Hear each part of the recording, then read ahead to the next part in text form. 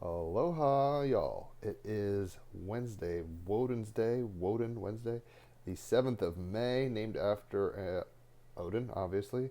It is a Mercury ruled day. The sun is in Taurus, the moon is in Virgo. I'll probably reference the astrology as I go, but the cards are as follows: Ace of Wands, Tower card, and then the Art Oracle card is Orlan, who will kind of guide us on that front. So, if you're a fire sign, you're a wand, so Aries, Leo, and Sagittarius. And got to get to it. Um, the aces are the start of something, the beginning of something, right? And the wand is about action and spirit, kind of inspiring you from a very kind of full, fiery place, right? Actionable place. This is about flashes of creative insight, the drive to create something new, quick energy bursts, the passionate start of a new passion project. Right, with Venus conjunct Neptune and Aries, we're getting turned on to new actions, new inspirations, new trips for our individual self. But we're having to also kind of understand where that lies with Mercury and Chiron in Aries conjunct. We're like, how do I operate? What's my best move? How do I express myself? Mars and Leo, I want to express myself. Opposite Pluto retrograding in Aquarius. How do I do that on the stage with the others? And in the group, I want to do a solo project. I'm George Harrison. How do I tell John and Paul? Kind of thing. Ace of Wands on page 102. I am the catalyst. The Ace of Wands is filled with pure potential, the magical, combining, and creative element of fire. Notice in the artwork how the wand itself is pregnant with the potential of human life, the fetal stage of existence where anything is possible. The twisted wood of this wand comes from a great mother tree whose mycorrhizal network links itself to hundreds of other trees in the forest, passing nutrients such as carbon to feed her seedlings. Jupiter and Gemini, Moon and Virgo. We're all taking care of each other. For without wood there can be no fire. The wand is encased within a fiery coronal womb as if it is waiting to be birthed in the vastness of deep space. You are a conduit to be shaped by this immense heat, energy, and force. Right? With Pluto retrograding in Aquarius, trining Uranus and Taurus, we're being turned into diamonds right now. It's a lot of heat and pressure. This card indicates the strong sense of self-belief, Mars and Leo, self-esteem and vision you have in this moment or immediate future. Don't let anything stand in your way as you resolutely step forward into the unknown.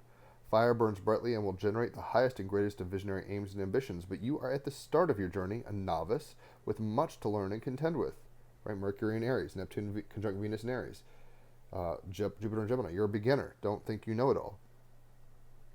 Fire burns brightly and will generate the highest and greatest of visionary aims and ambitions, but like I said, you're a beginner. You must use this energy to build a tidy fire, Moon in Virgo, Sun in Taurus. A tidy fire, tending to it carefully and using your ingenuity to keep it alight, whatever the conditions, internally and externally, as above, so below. You must discover how to temper, train, and stoke its ever-flickering and changing flame, otherwise it will pull at you from many directions, tantalizing and overwhelming you with every opportunity, taking you completely off course. Mercury conjunct Chiron and Aries. There's the danger you could also be drawn in too close, bewitched by its mesmerizing spell, and suddenly see your goals and dreams consumed in the flames. You are wise to familiarize yourself with each of the elements, air, earth, and water, so that you might draw on their balancing energies and natural law to keep the fire burning, letting the warmth and light illuminate your path. Create a special sacred space in your home, Moon in Virgo, Sun in Taurus, an altar perhaps, to place symbolic objects, pictures, and words that will keep the flame of inspiration alight. Visualize yourself achieving your successes. What will you see, feel, hear, sense? Neptune and Venus conjunct in Aries. North Node in Pisces, Saturn in Pisces. Like, how are you structuring the dream? Create a vision board with your miracle project, whether it be career, romance, planning a family, or home, at its center emanating streams of activity and magic into your life. It's not about sitting around sucking your thumb. It's about grounding it. Sun in Taurus, Moon in Virgo, and then making it happen. Mars and Leo, expressing yourself, even though you don't know how that feels on the stage with the other actors. Mars opposite Pluto. So the flashes of creative insight, driving to create something new, quick energy bursts, and the passionate start of a new passion project. The clarifier is the Tower card. I've written music to all the major arcana. This is one that's like electronic. You'll enjoy it. It's got movie samples in it from like Batman and Aliens and stuff. The Tower on page 54. I know that radical transformation is being required of me. Pluto retrograding. We all feel that right now in Aquarius. We're like, holy shit, the world isn't, it's going through some birth pangs of the apocalypse. Trining Uranus and Taurus. We're like, Money, religion, values, the world itself is shifting alchemically. Rapid, unsettling change, surrendering to flashes of insight, the power in not knowing your world feels like it's falling apart, strengthen your core beliefs. How do we strengthen our core beliefs? Right? How do we stand up tall like Gandalf with his, he falls in the Balrog and then becomes Gandalf the White. That is literally a fall from great heights like the tower, and it's electrifying. It shocks the group. It's unexpected.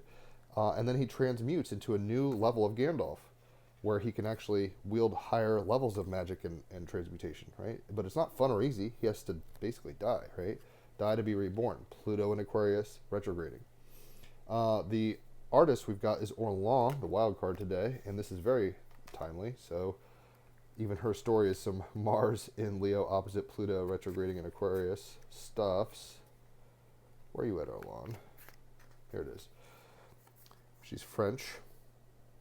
Her art spans photography, sculpture, and performance. Very Jupiter and Gemini, right? Doing all the things. But Orlan's best-known body of work is her body, Sun in Taurus. Orlan went under the knife 3 times in the 90s to sculpt herself according to paragons of femininity, waking from anesthesia with the chin of Venus, for example, and the forehead of Mona Lisa. Facetiously, she appropriated the male construct of feminine beauty and even stayed conscious for the first surgery. She later gave Madonna a spindle with some of her fat, the perks of being Madonna.